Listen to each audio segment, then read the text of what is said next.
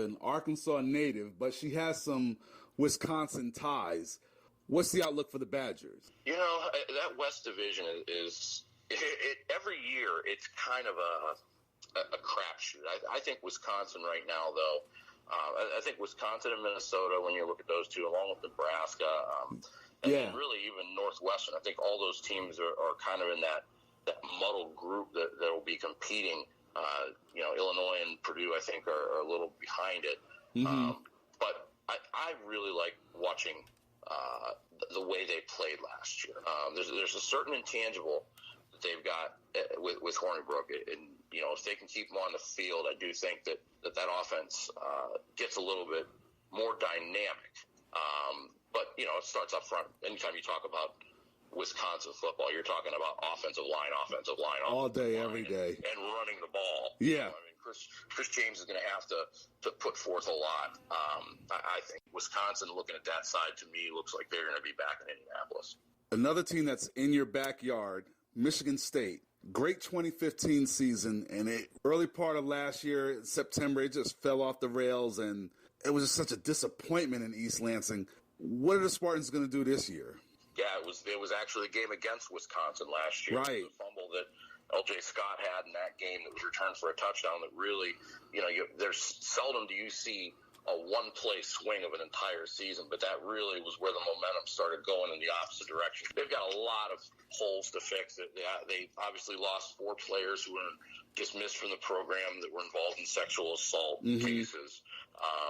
They lost 13 players in total to either transfer, dismissal, or the NFL draft. The youth of this team is going to have to carry them. It's how quickly can a guy like Brian Lewerke, who's going to be in his first year as a redshirt sophomore starting at quarterback, how can he develop, and how will the guys around him develop? And I think they're a program right now that, if you talk about a team, they've got talent, but 1 or 2 key injuries could change the dynamic and outcome of this season, much like it did last year. It has been, I really have to really think hard of the last time I can remember Illinois being relevant from a football standpoint. Does Lovie Smith have time to build, and is there any promise for this year with the Illini? Boy, it's interesting. They lost a good amount of what they had from last year in pass rush, which I think is, their defensive side of the ball was pretty, by Illinois standard, it was better, and they had some NFL-type players. It's going to take him some time to get guys in, to buy into his program, to buy into what he's selling. I mean, yes, you're talking about a guy who's got NFL experience and has coached at where every one of these guys wants to get to. But they need to just become better at competing, get to a bowl game. And then kind of go from there. Who would you say is your surprise pick that's going to raise some eyebrows? And then who would you say that is going to be a surprise from a disappointing standpoint? Well, I think, to me, I'll start with the disappointing standpoint.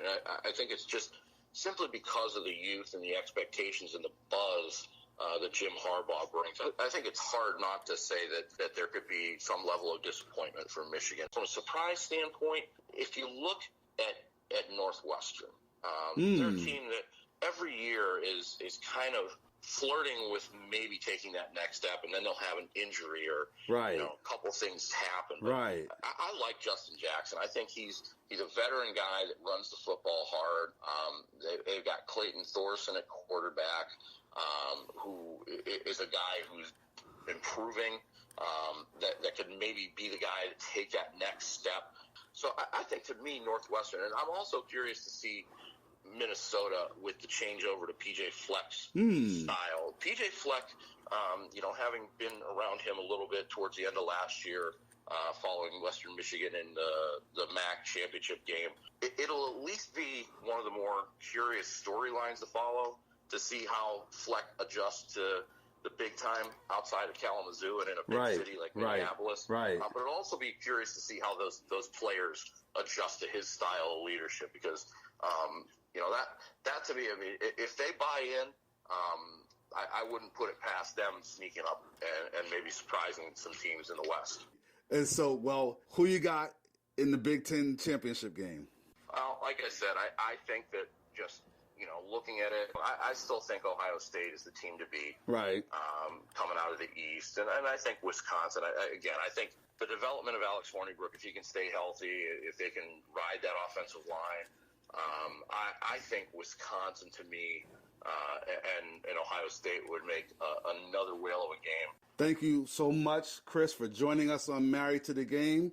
He's Chris Solari of the Detroit Free Press. He's got the pulse on Big Ten football. And we look forward to talking with you later on in the season, and definitely want to catch up with you for basketball season. Absolutely, and hopefully we can talk about how right I was with accurate predictions. Hey, revisit it. I'm putting the deed to the house on that Ohio State-Wisconsin Big Ten championship game, so I'm counting on you. You promised me good editing, so you can edit that however it sounds best. Well, the clock's hit 000, and that's all the time we have for today. It's been a thin slice of heaven chilling here with you. Be sure to follow us on Twitter at Married2Game1. That's the number 2 and the number 1. You can check us on Instagram at Married to the Game Podcast. It's also with the number 2. Or like our Facebook page, Married to the Game. We'll catch y'all on the rebound. Peace. Married to the Game was written by Rory Sharrock and Lakita Sharrock for Sharrock Media Group. The podcast was mixed and produced by Traxa Taylor. For more information, email us at rsharrock@sharrockmediagroup.com.